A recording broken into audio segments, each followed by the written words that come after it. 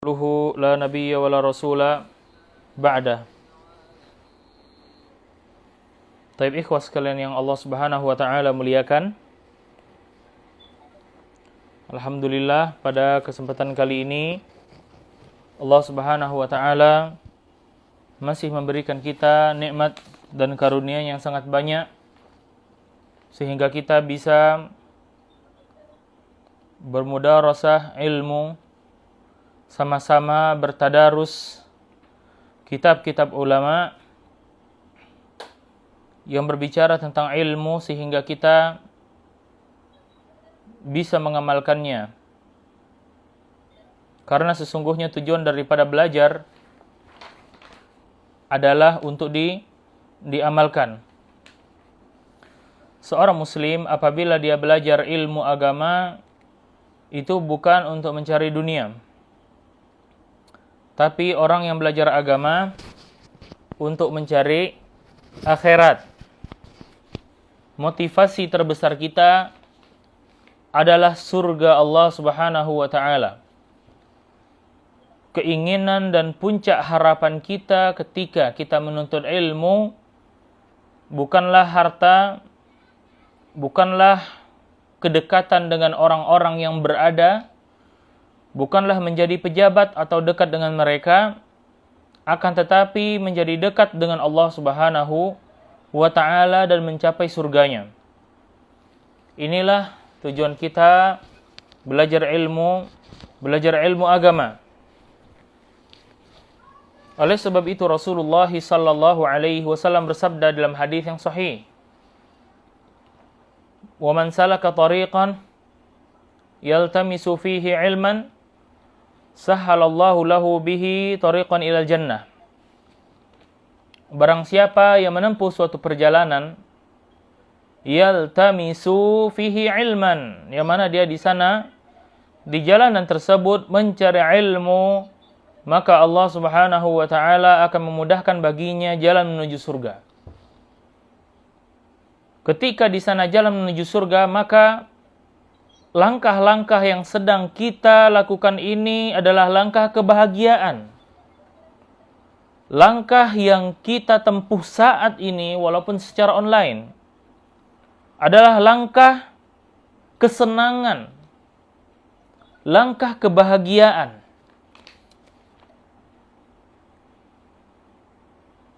Hal ini karena dengan menuntut ilmu, rahmat Allah Subhanahu wa taala itu akan turun. وَمَا اجْتَمَعَ قَوْمٌ فِي بَيْتٍ مِّن بُيُوتِ اللَّهِ يَتْلُونَ كِتَابَ اللَّهِ وَيَتَدَارَسُونَهُ فِيمَا بَيْنَهُمْ إِلَّا نَزَلَتْ عَلَيْهِمُ السَّكِينَةُ وَغَشِيَتْهُمُ الرَّحْمَةُ وَحَفَّتْهُمُ الْمَلَائِكَةُ وَذَكَرَهُمُ اللَّهُ تَعَالَى فِي مَنْ عِنْدَهُ. Dan tidaklah suatu kaum berkumpul di salah satu daripada rumah-rumah Allah, lalu mereka yatluna kitab Allah, mempelajari kitabullah, mempelajari Al-Quran, mendalami maknanya, tafsirnya, artinya, pelajaran yang dapat dipetik darinya, wa yatadarasunahu fima bainahum, kemudian mempelajari Al-Quran tersebut, illa nazalat alaihimus sakinah, kecuali akan turun kepada mereka ketenangan, wa ghasyiathumur rahmah, dan rahmat Allah Subhanahu wa taala akan meliputi mereka. Wa haffathumul malaikah, dan malaikat Allah akan mengerumuni mereka. Wa dzakarahumullahu ta'ala fi man 'indah, dan Allah Subhanahu wa taala akan menyebut-nyebut bahwasannya orang tersebut adalah orang yang mempelajari agama Allah. Alangkah nikmatnya orang yang belajar agama, subhanallah. Sehingga yang dimuliakan Allah Subhanahu wa taala, kalau ingin mencari berbagai macam solusi yang kita hadapi ketika kita menjalani hidup kita, maka solusinya adalah belajar agama. Orang yang punya hutang, orang yang punya penyakit, orang yang memiliki kelemahan-kelemahan imun seperti sekarang ini, orang yang memiliki problematika rumah tangga, kesedihan, apapun problemnya, maka hendaknya dia ikut kajian agama. Ingat ketika Allah Subhanahu wa taala mengaitkan hadirnya di majelis ilmu ini dengan sebab turunnya rahmat, maka dia adalah solusi dari segala solusi. Karena kita kajian bukan membahas perkataan manusia, tetapi membahas perkataan Allah, Al-Alimul Khabir, Ar-Rahmanur Rahim, yang menciptakan kita. Perkataan Allah Subhanahu wa taala yang menciptakan kita. Siapa yang memberikan penyakit? Siapa yang memberikan virus? Siapa yang menyebabkan kita susah untuk hidup dan lain sebagainya? Dan siapa juga yang mampu untuk mengatasi itu semua? Dialah Allah Subhanahu wa taala. Oleh sebab itu akan dimuliakan Allah Subhanahu wa taala, seorang muslim apabila dia mendapati sebuah musibah, sebuah kesusahan, sebuah penyakit, sebuah petaka, sebuah ujian, maka dia melihatnya dengan kacamata mukmin. Dia melihatnya dengan kacamata orang yang percaya kepada Allah Subhanahu wa taala. Wa in fa in asabahu al khair syakar fakana khairun lah. Wa in asabahu syarr sabar fakana khairun lah. Lihatlah bagaimana seorang yang beriman kepada Allah Subhanahu wa taala ketika dia tertimpa problem, tertimpa musibah, ujian, bahkan ujian sekecil apapun, apalagi ujian yang paling besar, maka dia melihat kacamatanya dengan dua hal ini. Apabila dia tertimpa atau diberikan kenikmatan, Masya Allah, dia mendapatkan kesuksesan dalam berbisnis, dalam berusaha, dalam berdagang. Syakar, maka dia bersyukur kepada Allah Subhanahu wa ta'ala. Fakana khairun lah, maka itu yang terbaik bagi dirinya. Coba lihat. Ini orang mukmin. Aksul mukmin, lawannya daripada orang-orang yang beriman adalah orang-orang kufar. Orang-orang yang tidak percaya kepada Allah Subhanahu wa taala atau yang kurang percaya kepada Allah Subhanahu wa taala. Orang yang kurang atau tidak beriman kepada Allah Subhanahu wa taala, kalau seandainya mereka diberikan kesuksesan, diberikan harta, atau mendapatkan uang yang tiba-tiba, maka mereka menghabiskannya untuk bermaksiat semaksiat-maksiatnya. Bukan satu dua kisah yang kita dapatkan di internet, ya, seputar orang-orang, ada seorang yang di Eropa itu, dia kaya karena memenangkan sebuah lotre, ya kemudian dia pelisir ke negara-negara dunia untuk berwisata, melakukan maksiat ini, itu, khamar dan lain sebagainya.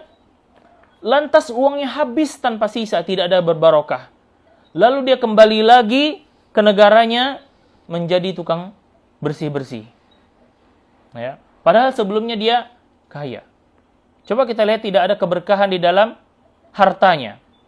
Ketika diberikan kenikmatan, dia tidak bersyukur kepada Allah, maka orang tersebut tidak mendapatkan manfaat daripada hartanya. Berbeda dengan seorang mukmin. Dengan hartanya dia bisa pergi berhaji. Di haji tersebut dia beribadah kepada Allah. Dengan hartanya dia pergi umrah. Dengan hartanya dia mengeluarkan zakat yang banyak, mengeluarkan infak, sedekah yang sangat banyak. Ya, dengan hartanya dia dapat menyenangi orang lain. Dengan hartanya dia dapat memberikan hadiah untuk orang tuanya, memberikan kebahagiaan untuk orang tuanya. Ya. Maka sedikit faedah, ada pertanyaan. Ustaz, saya ingin bersedekah. Ya, kemanakah saya bersedekah? Maka jawabannya adalah ketika seorang ingin bersedekah, berinfak, mengeluarkan harta, maka yang terbaik adalah kepada siapa? Kedua orang tuanya. Ya, tentunya hal ini setelah kewajiban-kewajibannya didahulukan, seperti memberikan nafkah kepada anak dan istri. Ya. Allah Subhanahu wa taala berfirman, "Yas'alunaka madza yunfiqun." Qul ma anfaqtum min khairin falil walidain wal aqrabina wal yatama ila akhir ayat. Mereka bertanya kepadamu wahai Muhammad, kepada siapakah harta ini kami infakkan? Maka katakanlah lil walidain wal aqrabin, kepada kedua orang tua lalu kepada kerabat. Ya, Masya Allah, Tabarakar Rahman. Naam. Taib, akhirnya dimuliakan Allah Subhanahu wa taala. Ini adalah sedikit muqaddimah bagaimana kita itu menuntut ilmu agama dan manfaatnya. Ya, Masya Allah, Tabarakallah. Taib. Silakan buka halaman 23. Ya, silakan buka halaman 23. Wujub inkaril munkari wa darajatuhu. Ya. Kewajiban mengingkari kemungkaran dan beberapa derajat mengingkari kemungkaran. Dari Abu Sa'id radhiyallahu taala anhu, sami'tu Rasulullah sallallahu alaihi wasallam qaal, "Man ra'a minkum falyughayyirhu biyadihi, fa in lam yastati' fa bilisanihi, fa in lam yastati' fa biqalbihi wa dzalika adhaful iman." Rawahu Muslim. Rasulullah sallallahu alaihi wasallam bersabda, barang siapa di antara kalian melihat suatu kemunkaran, falyughayyirhu biyadihi, maka hendaknya dia merubah kemungkaran tersebut dengan tangannya, atau menghentikan kemungkaran tersebut dengan tangannya. Fa in lam yastati' fa bilisanihi, kalau seandainya dia tidak bisa, maka hendaknya dengan lidahnya, dengan lisannya. Fa in lam yastati' fa biqalbihi, kalau seandainya masih tidak bisa, maka hendaknya dia mengingkari kemungkaran tersebut dengan hatinya. Wa dzalika adhaful iman, dan itu adalah bentuk keimanan yang paling lemah dan paling rendah. Ikhwas sekalian yang dimuliakan Allah Subhanahu wa taala, judul daripada hadis ini adalah kewajiban mengingkari sebuah kemungkaran dan darajatnya, atau yang kita katakan sebagai fase-fase bagaimana seorang itu mengingkari kemungkaran yang ada di depannya. Ini perkara sangat penting, ya, karena kemungkaran itu pasti ada. Kemungkaran itu maksiat maksudnya, ya. Nah, bagaimana kita mengingkari kemungkaran tersebut? Rasulullah Shallallahu Alaihi Wasallam pertama kali di sini menyebutkan barang siapa yang ro'a minkum munkara, yang melihat kemungkaran. Ini menunjukkan kemungkaran itu ada di depannya. Falyughayyirhu biyadihi, maka hendaknya dia ingkari kemungkaran tersebut dengan apa? Dengan tangannya. Ya. Dan ini perlu antum ketahui, mengingkari kemungkaran dengan tangan itu dilakukan oleh waliyul amr atau pemerintah. Kenapa?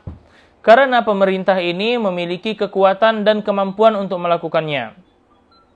Ya, atau yang kedua adalah orang yang diperintahkan oleh pemerintah untuk mengingkari kemungkaran tersebut.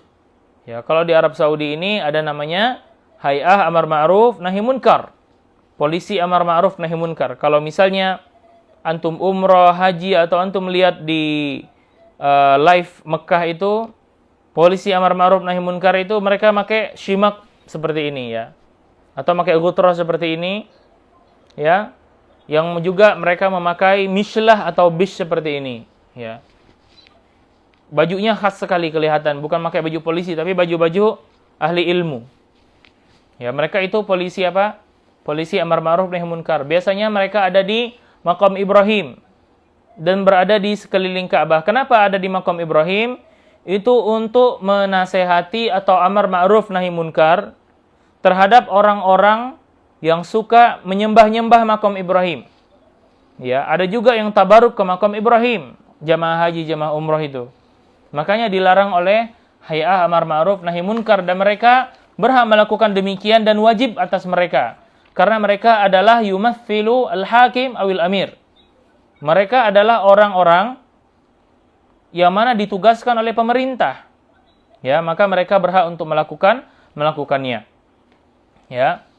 Misalnya juga kalau mereka melihat khamar, maka mereka berhak untuk membuangnya dan mereka berhak untuk menghilangkannya dan lain-lain sebagainya.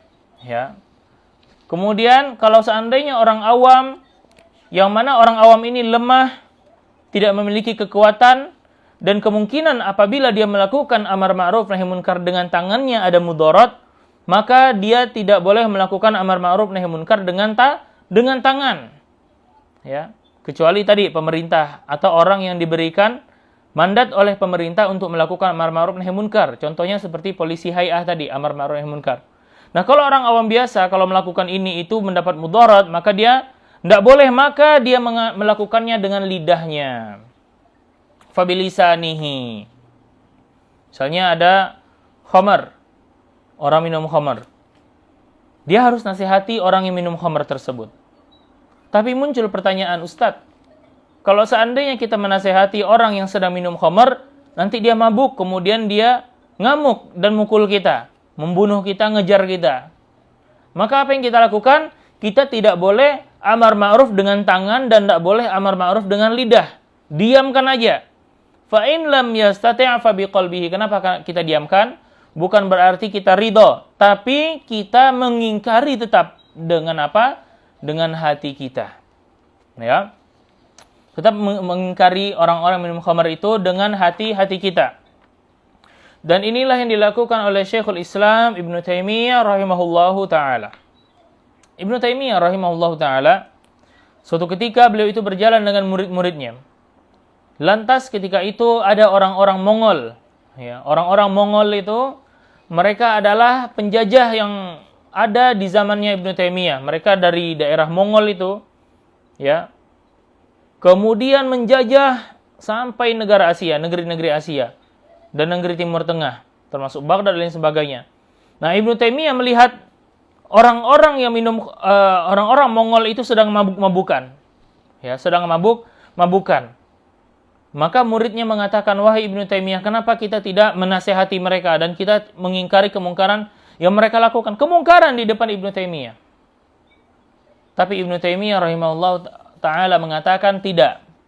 Karena kalau seandainya kita ingkari kemungkaran yang mereka lakukan, sedang mabuk, sedang tidak waras, kita nasihati, nanti mereka ngamuk dan membunuhi kaum muslimin. Ya.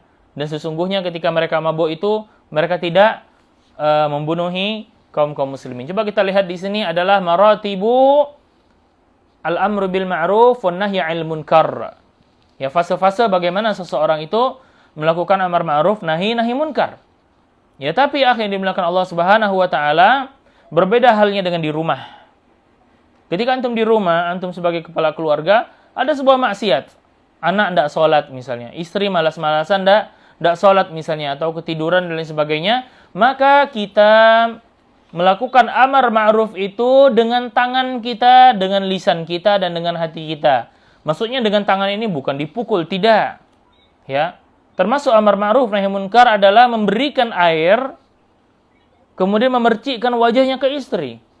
Itu disebutkan oleh Nabi Muhammad sallallahu alaihi wasallam. Bahkan itu menyebabkan turunnya rahmat bagi pasangan suami istri ketika seorang suami atau istri memberikan percikan air ke wajah suaminya untuk melaksanakan sholat malam atau membangunkannya. Ya. Karena tujuan daripada memercikkan air itu bukan untuk memercikkan saja, tapi untuk sholat malam agar bangun. Ya. Dan itu adalah bagian daripada amar ma'ruf nahi munkar. Dan itu boleh dilakukan dengan tangan apabila di rumah. Atau yang lebih parah misalnya, la samahallah na'udzubillah min dzalik, ada seorang anak dia merokok. Ya, merokok itu maksiat, dosa, menyebabkan penyakit. Ya. Akal manusia yang normal tidak ada yang mengatakan itu bermanfaat, itu barang kotor sekali, ya. Lah bagaimana kita menasihati anak kita? Maka seorang ayah, seorang bapak, seorang kepala keluarga itu boleh melakukan amar ma'ruf nahi munkar dengan tangannya. Rokoknya diambil, dibuang, dibakar, kemudian dinasihati, ya. Seperti itu. Ya. Dan ini khusus di rumah atau berada di dalam kekuasaannya. Ya. Ini perlu antum perhatikan. Oleh sebab itu akan dimuliakan Allah Subhanahu wa taala, amar ma'ruf nahi munkar ini adalah perkara yang sangat penting. Coba kita lihat Rasulullah sallallahu alaihi wasallam menyebutkan perkara amar ma'ruf nahi munkar pertama dengan tangan, kedua dengan lisan, dengan lidah, ketiga dengan dengan hati. Ini menunjukkan bahwasannya amar ma'ruf nahi munkar ini adalah perkara yang sangat urgen, perkara yang sangat penting. Perkara yang termasuk pondasi Islam. Ya, kalau ada orang Islam ketika ada maksiat, dia diam-diam aja, biarin aja. Ini muskilah keislamannya sebenarnya. Maksudnya muskilah keislamannya kenapa? Karena dia tidak peduli dengan saudaranya. Allah Subhanahu wa taala mengatakan, "Kuntum khaira ummatin ukhrijat lin-nas, ta'muruna bil ma'ruf wa tanhauna 'anil munkar wa tu'minuna billah." Ya. Kalian adalah sebaik-baik manusia yang dikeluarkan kepada manusia. Ya. Ta'muruna bil ma'ruf dengan syarat apa? Coba kita lihat. Syaratnya adalah ta'muruna bil ma'ruf, harus amar ma'ruf, mengajak untuk kebaikan. Ayo salat. Seperti yang sedang kita lakukan ini, berdakwah, menasehati, saling belajar, saling memberikan informasi yang bermanfaat seputar agama. Bahkan dunia, ya.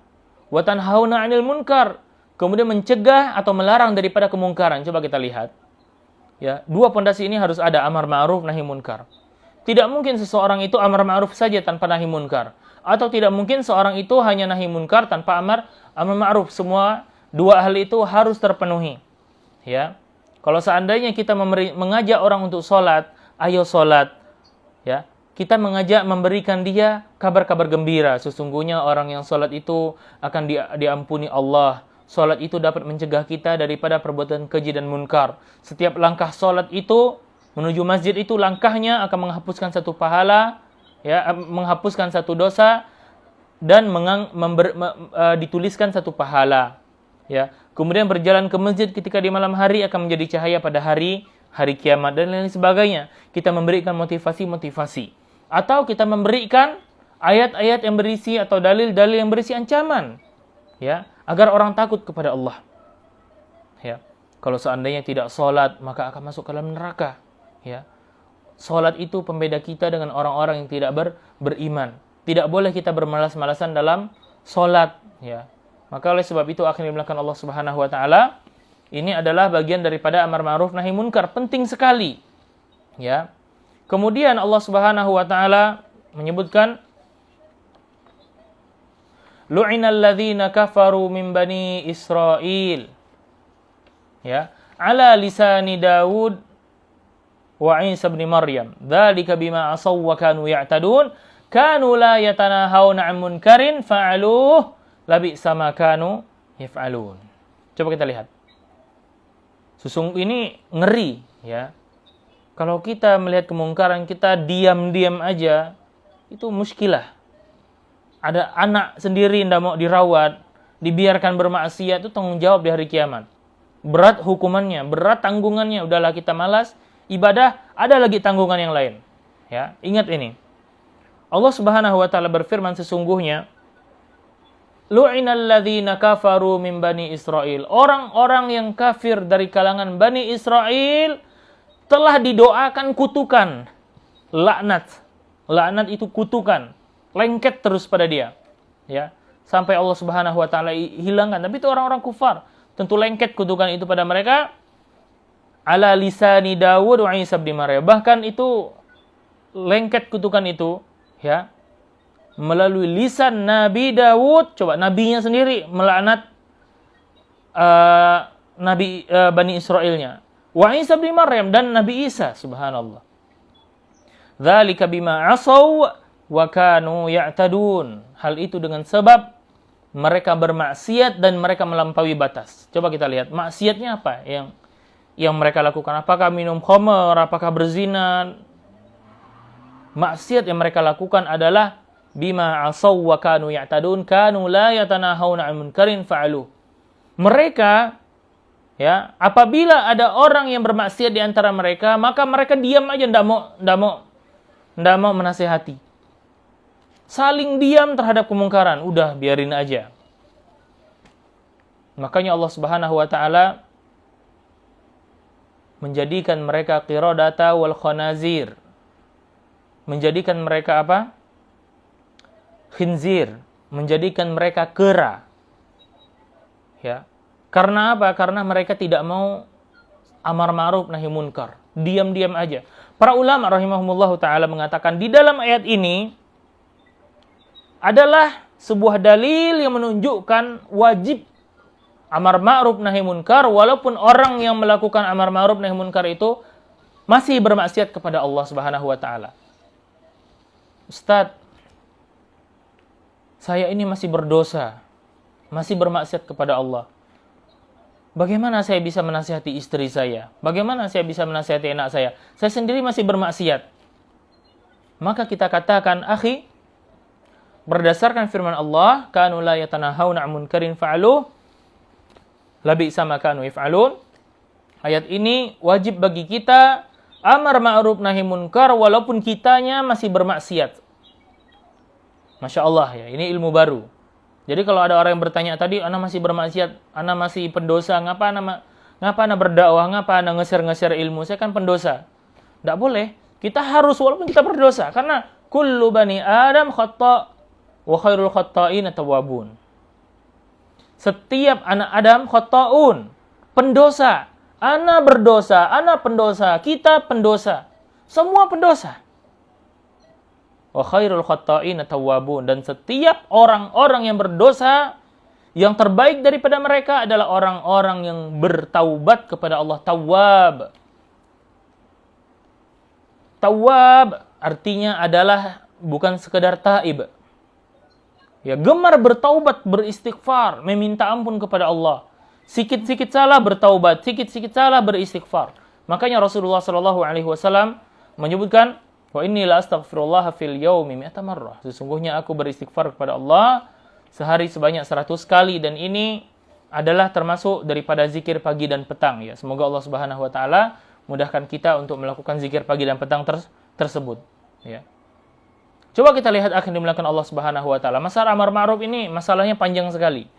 Ya bukan sebentar, bukan amar ma'ruf nahi munkar begitu aja, enggak. Ini masalah yang sensitif. Masalah yang sangat urgen, penting sekali. Ya.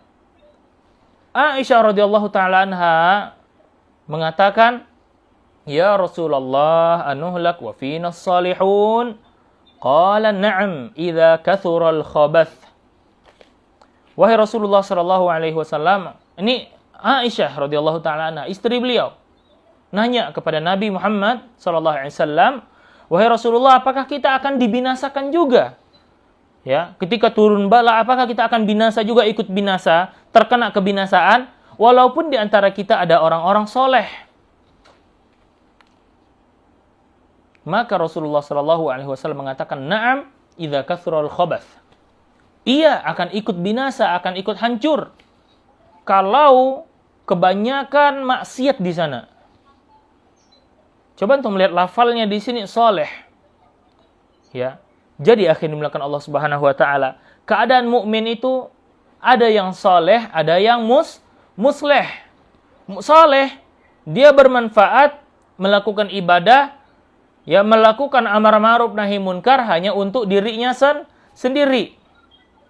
Tapi kalau orang yang musleh, dia melakukan kebaikan untuk dirinya sendiri dan memegang tangan orang lain, diajak sama-sama untuk melakukan kebaikan. Tidak cukup kita sujud kepada Allah Subhanahu wa taala sendiri saja. Kita harus sujud bersama kaum muslimin. Harus berjamaah, harus bersama-sama kita ajak mereka ke surga Allah Subhanahu wa taala. Maka inilah orang-orang yang muslih. Allah Subhanahu wa taala berfirman di dalam Al-Qur'an, "Wa ma kana rabbuka liyuhlikal qura bidzulmin wa ahluha muslihun." Ini adalah jawaban daripada pertanyaan Aisyah radhiyallahu taala anha tadi, dan sesungguhnya Allah Subhanahu wa taala tidak akan membinasakan, tidak akan menghancurkan suatu kaum, ya, wa ahluha muslihun, selama kaum tersebut muslihun. adalah orang-orang yang apa? Yang melakukan islah, yang melakukan perbaikan sesama mereka. Masya Allah, tabarakallah. Ya, makanya akhirnya dimuliakan Allah Subhanahu wa taala, kalau ada teman kita yang menasihati, teman kita yang mengingatkan, wallahi summa wallah, dia adalah orang yang paling perhatian kepada antum daripada orang yang memberikan antum mobil baru. Teman antum menyelamatkan dari neraka. Itu doakan orang-orang kayak gitu. Ya, Masya Allah, tabarakallah rahman. Ya. Saya memiliki teman, ya. Teman saya ini dia selalu mengingatkan untuk sholat subuh. Ya. Jadi teman kita ini nelpon, ya. Nelpon teman-teman yang lain, ditelepon, ya akhi as-shalah, as-shalah. Kadang WhatsApp diteleponnya, ya akhi as-shalah, as-shalah. Seperti itu. Ini Masya Allah orang-orang baik seperti ini. Ya. Makanya akhirnya dimuliakan Allah Subhanahu wa taala, sahabat yang terbaik di dunia ini adalah persahabatan Rasulullah sallallahu alaihi wasallam dengan para sahabatnya. Mereka adalah orang-orang yang berhati lembut. Hatinya itu tulus, hatinya itu bersih, hatinya itu terbuka lebar selebar-lebarnya. Ketika ada yang menasihati mereka, maka mereka tersentuh dan berubah. Itu para sahabat Nabi radhiyallahu taala anhum. Ya, maka tidak sedikit hadis-hadis yang menyebutkan ketika Rasulullah sallallahu alaihi wasallam ya, menasihati para sahabatnya menangis. Diingatkan. Ya.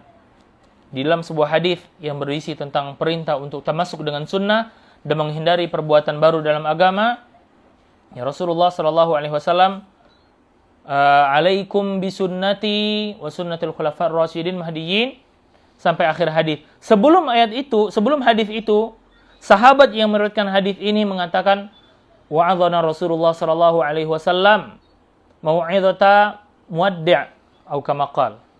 Sesungguhnya Rasulullah sallallahu alaihi wasallam menasihati kami dengan nasihat seakan-akan itu adalah nasihat perpisahan. Wajilat minhal qulub wa dharafat minhal uyun. Hati-hati itu getar, meluap-luap hati itu. Dan mata itu tidak mampu lagi menahan air matanya. Coba kita lihat, hati mereka itu tulus. Hati yang bersih itu mudah untuk menerima nasihat. Hati yang tulus itu apabila diingatkan dia ingat. Ya. Makanya akhirnya dimulakan Allah Subhanahu wa taala, ya, untuk kita mempelajari masalah hati ini. Kalau kajian-kajian itu antum bisa dengar kajian Ustadz Armen Halim Naro, ya, rahimahullahu taala. Beliau sudah wafat sejak anak di pondok pesantren dulu udah wafat. Ya. Itu kajian-kajian beliau banyak di YouTube. Ya, cuma beliau sudah rahimahullahu taala. Wallahil azim, sebelum anak ke Madinah anak dengar itu kajian. Lembut sekali. Subhanallah, menyentuh hati, nyaman didengar. Antum udah dengar kajiannya. Ya, untukmu yang berjiwa hanif, buku-bukunya, ya, rahimahullahu rahmatan wasi'ah. Itu adalah salah satu cara-cara kita melembutkan hati kita. Taib. Nah.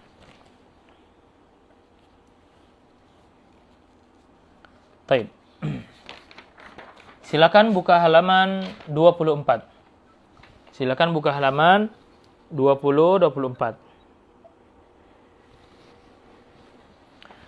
Halaman 24 judulnya adalah Isti'malu ar-rifqi fi inkaril munkari. Masya Allah, ya. Ini bagus sekali kita bahas, ya. Yaitu menggunakan kelembutan, kesopanan dan kesantunan ketika kita mengingkari sebuah kemungkaran. Coba antum lihat. Ya. Kemungkaran ketika kita ingatkan ke orang yang melakukannya, itu ibarat seseorang yang sedang meminum obat. Obat pahit. Pahit. Ya, pahit. Kalau orang-orang biasa tiba-tiba dikasih obat pahit, dia tidak mau minumnya. Pahit, benci. Ya. Itulah nasihat seperti itu. Qulil haqqi walau kana murran. Katakanlah kebenaran walaupun kebenaran itu pahit. Ya. Katakanlah kebenaran walaupun kebenaran itu pahit. Ya. Oleh sebab itu, bagaimana kita harus memoles kebenaran tersebut dengan kelembutan, kesantunan, kesopanan, ya, dan hal-hal pekerti lainnya. Ketika kita mengajak orang untuk sholat, kita ingatkan dia tentang enaknya masuk surga, tentang luasnya ampunan Allah, tentang besarnya kasih sayang Allah, dan betapa butuhnya kita kepada Allah, dan Allah tidak butuh kepada kita. Kita butuh kepada sholat. Maka kita ngajak orang tersebut dengan kata-kata yang bagus, dengan kesantunan, kesopanan. Sebaliknya, kalau seandainya kita menasehati orang lain, mengajak orang lain kepada kebenaran, mungkin tujuan kita bagus. Mungkin niat kita benar, semangat kita ingin menasehati saudara kita, orang tua kita kepada kebenaran, tapi dengan cara yang tidak benar, cara yang tidak lembut, cara yang tidak bagus, caranya kasar dan lain sebagainya, maka ini adalah dosa dan menyebabkan orang yang didakwahi tersebut terhalang daripada pintu hidayah. Subhanallah. Ada dalilnya dalam Al-Quran. Coba antum lihat. Nabi Ibrahim alaihissalam adalah Abul Anbiya, bapaknya para nabi. Allah Subhanahu wa taala menyebutkannya sebagai ummah, sebagai semua umat itu dibanding Nabi Ibrahim. Coba lihat keimanannya bagaimana. Ya. Imamul Wahidin. Tapi beliau diuji oleh Allah Subhanahu wa taala dengan seorang ayah. Seorang ayah ini bukan saja kufur, kafir dan pembuat berhala, bukan menyembah berhala. Dia yang buat, dia yang nyembah, dia yang buat. Coba. Sumber petakanya tuh yang buat itu bapaknya. Tapi perlu kita ingat, Allah Subhanahu wa taala melukiskan kisahnya Nabi Ibrahim alaihi salatu wassalam di dalam Al-Qur'an dengan firman-Nya, "Ya abati, lima ta'budu ma la yasma'u wa la yubsiru wa la yughni anka syai'a." Ya abati. Ini adalah manfaat kita belajar bahasa Arab. Ya abati. Kalau di dalam bahasa Indonesia, ya abati itu adalah wahai ayahandaku. Wahai ayahandaku. Beliau, Nabi Ibrahim, tidak menyebutkannya dengan kata ya abi. Ya abi, kalau abi wahai ayahku. Tapi kalau ya abati, wahai ayahandaku. Di sana ada lafal-lafal yang sangat lembut yang digunakan dan dipilih oleh Nabi Ibrahim alaihissalam ketika berdakwah kepada ayahnya yang seorang kafir, kufur, pembuat berhala itu. Coba kita lihat betapa santunnya Nabi Ibrahim, betapa lembutnya hati Nabi Ibrahim, betapa berakalnya Nabi Ibrahim ketika berdakwah kepada Allah Subhanahu wa taala. Ya. Subhanallah. Subhanallah. Ya. Ini adalah ilmu. Kalau seandainya kita berdakwah tapi kita kasar, ya, kita menghina, kita mengkomen, kita mengkritik, kita menyindir, yang penting melakukan semua hal tanpa ilmu tadi, maka itu sama saja kita menutupi orang daripada hidayah. Ali bin Abi Thalib radhiyallahu ta'ala anhu mengatakan, "Hadditsun nas bima ya'rifun. Aturiduna yukadzdzaballah wa rasuluh." Wa rasulah. Yukadzdzaballahu wa rasuluh. Bicaralah kepada manusia dengan sesuai kadar akal mereka. Maukah dengan sebab kalian Allah Subhanahu wa taala dan Rasulnya itu dituduh pembohong. Ya. Coba kita lihat. Ini muskilahnya begini. Ada orang-orang yang berdakwah dengan keras, dengan salah, tanpa ilmu, melakukan ini dan itu dan lain sebagainya, tanpa ilmu. Langsung hantam sini, hantam sana. Lalu orang-orang mengatakan, ini ajarannya sesat, tidak benar. Coba kita lihat. Orang yang mengatakan ajarannya sesat, tidak benar, bahkan ada yang mengatakan Madinah itu sesat dan lain sebagainya, itu sama saja dia menuduh Rasulullah tidak benar. Dia menuduh Allah Subhanahu wa Ta'ala tidak benar. Padahal yang disampaikan orang tersebut Al-Quran, yang disampaikan orang tersebut sunnah sahihah, pemahamannya benar. Tapi ketika disampaikan dengan packaging yang nggak benar, dengan uslub yang salah, maka yang terjadi Allah dan Rasulnya dituduh berdusta. Agama ini dituduh salah. Manhaj ini dituduh sesat. Oleh sebab itu akan dimulakan Allah Subhanahu wa Ta'ala, belajarlah dan berkacalah kita daripada sikap dan sifatnya Nabi Ibrahim alaihi salatu wassalam, dengan kelembutan, dengan kesantunan, dengan kesopanan. Misalnya, ana salah. Ya, ana salah. Ana melakukan sebuah kesalahan. Atau misalnya ana sholat dan ana nambah 1 rakaat.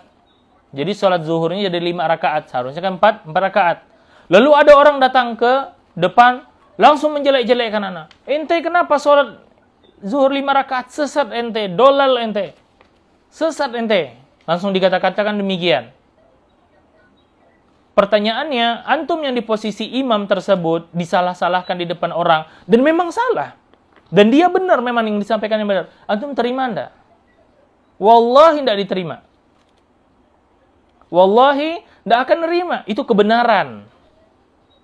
Itu kebenaran terhadap kebenaran. Lantas bagaimana kalau seandainya itu orang yang salah dan dia tidak sadar?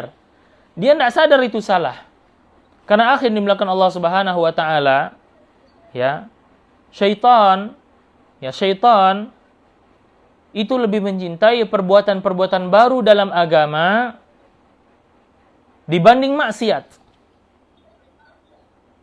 Orang yang maksiat, berzina, minum khamar, ketika kita nasihati, akhi, berzina itu haram, tidak boleh kita melakukan zina, bertaubatlah kepada Allah. Maka dia bertaubat kepada Allah. Oh iya, astagfirullah, saya menyesal, ya. Tapi kalau orang yang melakukan perbuatan baru dalam agama, misalnya, ya, dia melakukan azan sebelum makan, baru dalam agama, melakukan azan sebelum makan, kita nasihati dia, ya akhi, tidak boleh melakukan perbuatan baru dalam agama. Dia akan berontak. Bagaimana engkau melarang aku azan? Azan itu bagus. Kenapa engkau melarang aku azan? Azan itu bagus, gitu. Makanya setan lebih mencintai perbuatan baru dalam agama dibanding perbuatan maksiat. Kenapa? Karena orang yang berbuat baru dalam agama selalu tidak sadar dia itu salah. Ya, berbeda dengan orang yang bermaksiat. Oleh sebab itu, apalagi kita ini, ya, sebentar.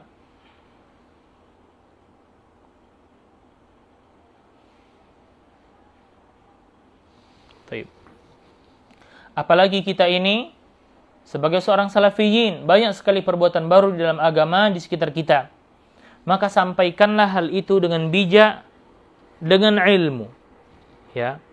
Karena sesungguhnya sebaik-baik kebijakan, sebaik-baik hikmah adalah ilmu. Sebaik-baik hikmah adalah ilmu. Kalau kita berilmu, maka insyaallah ta'ala kita sudah melaksanakan kebijaksanaan di dalam berdakwah kepada Allah Subhanahu wa Ta'ala. Taib. Nah, akhil karim yang dimuliakan Allah Subhanahu wa Ta'ala, kita sudah selesai membahas hadis ini. Tapi insyaallah kita akan membahas yang hadis 25 ini, yang halaman 24 pada pekan depan insyaallah ta'ala. Sekarang kita masuk dalam sesi tanya jawab karena sisa 15 atau 10 menit lagi. Naam. Kalau ada pertanyaan silakan ditanyakan.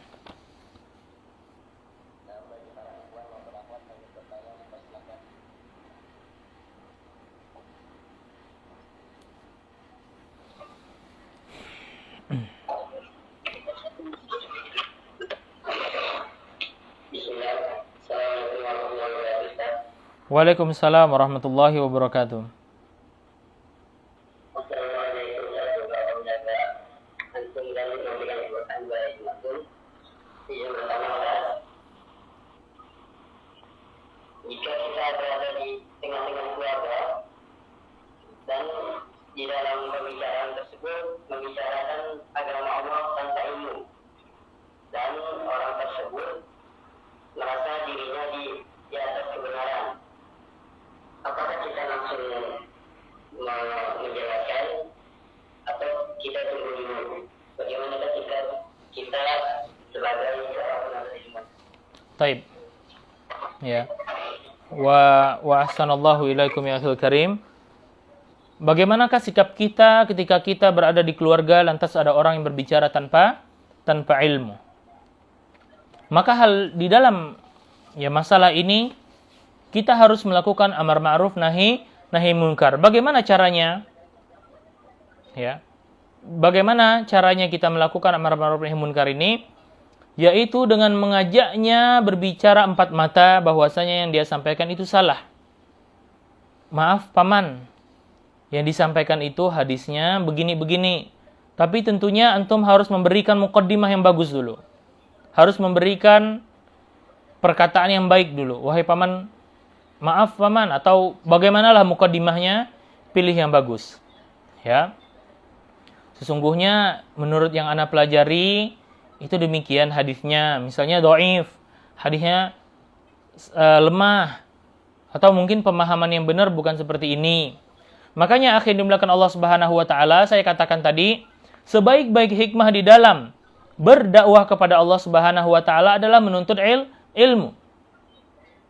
Adalah menuntut ilmu. Kalau kita tidak ada ilmunya dan kita tahu dia ini salah tapi kita tidak ada ilmunya, tidak bisa untuk membantah. Misalnya, paman kita ini dia memiliki pemahaman Asy'ariyah dan dia adalah ahli di dalam masalah itu. Menghafal dalilnya, menghafal syubhat-syubhatnya. Sedangkan kita baru aja kajian sekali, baru kajian 2 kali. Kita tidak punya ilmu. Maka di dalam posisi ini kita tidak boleh amar ma'ruf nahi munkar. Kecuali dengan hati saja.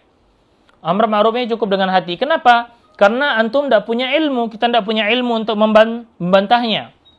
Karena kalau seandainya kita ngomong membantah dia atau meluruskan dia tanpa ilmu, bisa jadi dia semakin sesat atau antumnya ikut sesat dengan dia karena apa? Karena syubhat. Makanya belajar agama. Kedua, di dalam kondisi antum memiliki ilmu, maka antum harus menasehati dia dengan kebijaksanaan dan penuh sopan santun karena dia adalah keluarga antum. Dan Syekh Muhammad bin Shalih Al-Utsaimin ya, rahimahullah taala pernah ditanya, bagaimana kita melihat seseorang yang selalu isbal dari keluarga kita? Apakah kita menasehatinya tiap kali kita bertemu dengan dia?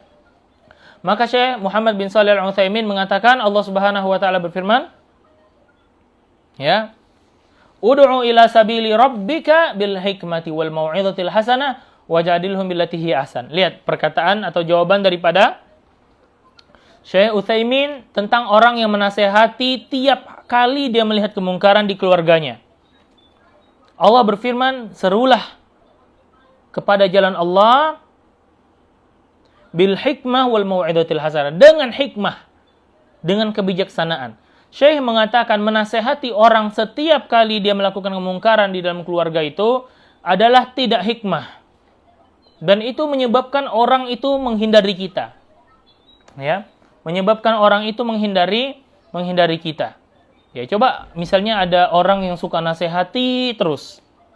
Ya, kita risih kepadanya, apalagi orang awam yang tidak tahu dalil, tidak tahu keutamaan menerima nasihat, mungkin baru belajar, akan menjauh. Ya, makanya kita menasihatinya. Makanya Rasulullah SAW ketika mendakwahi para sahabat, yakni beliau itu menyelang-nyelangkan harinya, tidak tiap hari berdakwah, tidak. Tapi hari ini berdakwah, besoknya libur, besoknya lagi berdakwah, dan lain-lain sebagainya. Ya, tapi yang sekali yang disampaikan itu berbobot.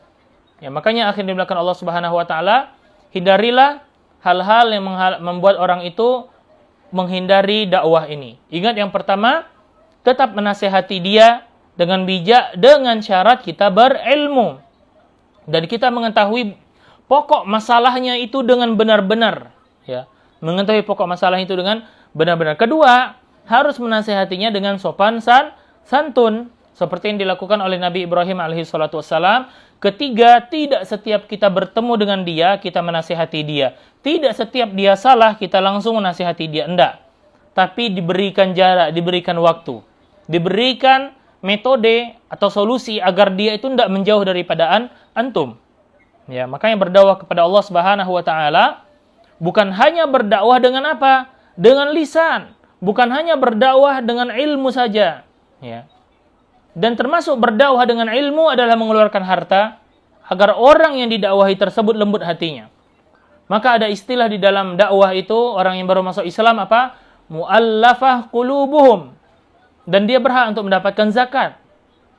Karena orang-orang yang baru masuk Islam, ya, atau orang-orang yang akan masuk Islam, hatinya mungkin masih keras, mungkin masih ada sisa-sisa jahiliyahnya. Maka dilembutkan dengan harta. Ya, dilembutkan dengan harta. Makanya Rasulullah Shallallahu Alaihi Wasallam itu berdakwah ya kepada orang-orang tulaqa, orang-orang yang baru masuk Islam, itu diberikan satu orang itu 100 ekor onta, 100 mobil Avanza. Itu berdakwah dengan duit. Coba Anda tanya antum. Ya, Anda tanya antum semua, baik teman-teman yang di Pontianak dan di Instagram, ada seorang yang kepala batu sekali menerima dakwah. Dia tahu itu benar, tapi kepala batu sekali tidak mau menerima kebenaran dan lain sebagainya. Antum kasih 100 mobil Avanza, berubah tak hatinya? Berubah.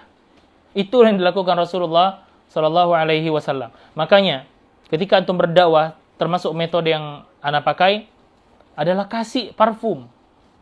Ya. Ana kalau pulang itu selalu bawa parfum. Ini kajian masalah metode-metode yang masalah parfum ini selalu Ana ulang-ulang di kajian. Antum bawa parfum, kasih ke paman, kasih ke bibi. Wallahi parfum itu diingat ini bau dari Arab, bau dari Mekah, bau dari Madinah. Mereka senang hatinya. Ya. Kalau hatinya sudah senang, antum ngomong apapun insya Allah akan diterima. Ya, makanya ya kita harus mengetahui trik dan tips di dalam berdakwah. Seperti antum jualan. Ya, antum jualan kalau dikasih gratis ini, gratis ongkir, gratis bonus ini, orang senang. Ya, apalagi dikasih hadiah gratisan hanya untuk mendengar kajian tanpa uang, tanpa ini, Masya Allah, orang senang. Ya, makanya ketahuilah seluk-beluk di dalam berdakwah kepada Allah Subhanahu wa taala, dan itu ada sunnahnya dari Rasulullah sallallahu alaihi wasallam. Wa sallallahu ala nabiyyina Muhammadin wa ala alihi washabihi wasallam. Subhanakallahumma bihamdik asyhadu an la ilaha illa anta astaghfiruka wa atubu ilaik. Naam.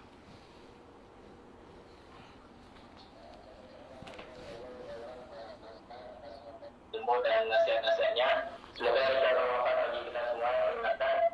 Dan kita doa kepada Allah senantiasa menjaga dan memberkahi ilmu serta umur guru-guru kita. Amin. Dan habis kita hari ini dengan doa kafaratul majelis. Subhanallah wa bihamdika asyhadu an la ilaha illa anta astaghfiruka wa atubu ilaik. Assalamualaikum warahmatullahi wabarakatuh. Waalaikumsalam warahmatullahi wabarakatuh.